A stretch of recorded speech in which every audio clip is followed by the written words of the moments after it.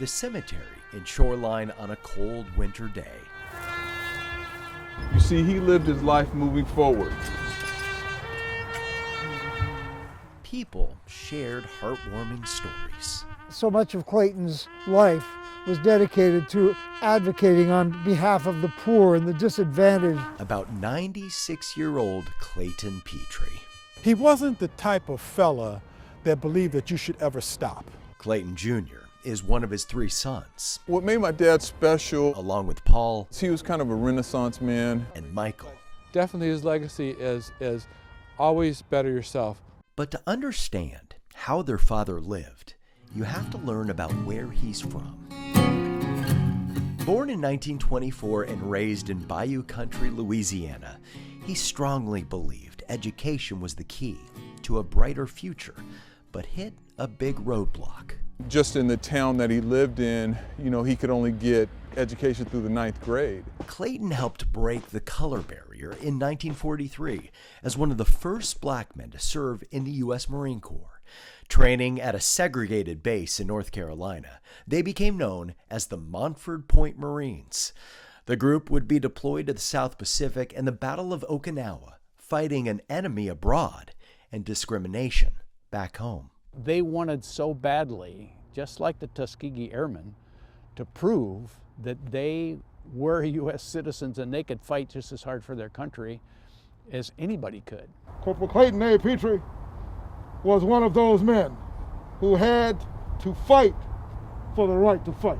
He felt as if, like most black military, that if they did a good job for the country, they would ultimately come back home and have the level of self-respect that they deserve to have. Looking for that respect and opportunity, Petrie returned from the war and followed his older brothers to Seattle, where he met his wife, Gloria, a college professor, while getting his degree in accounting from Seattle University, becoming fluent in 3 languages.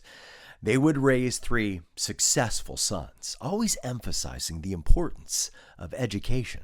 He was proud that I got into Stanford, and graduated from Stanford. His family's success was just the beginning.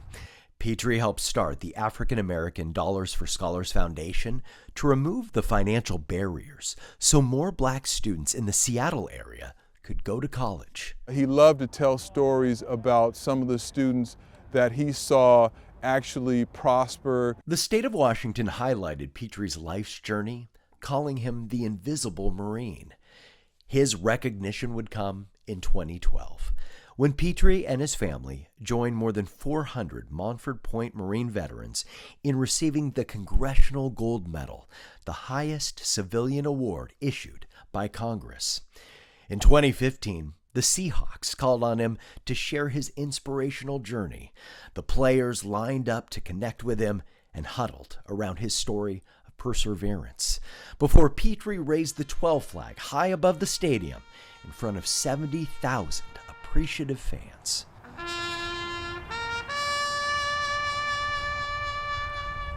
But the final honor would come after Petrie passed.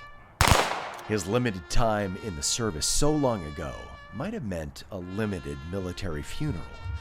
The Marine Corps Support Group of Washington would not have it any other way.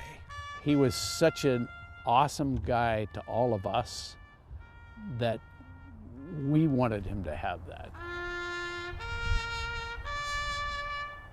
But his real legacy should be keep pushing forward, better yourself, do better than the previous generation.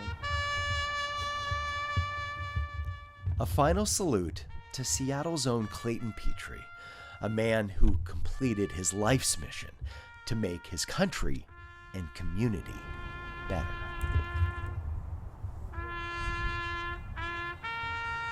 Matt Lorch, Q13 News.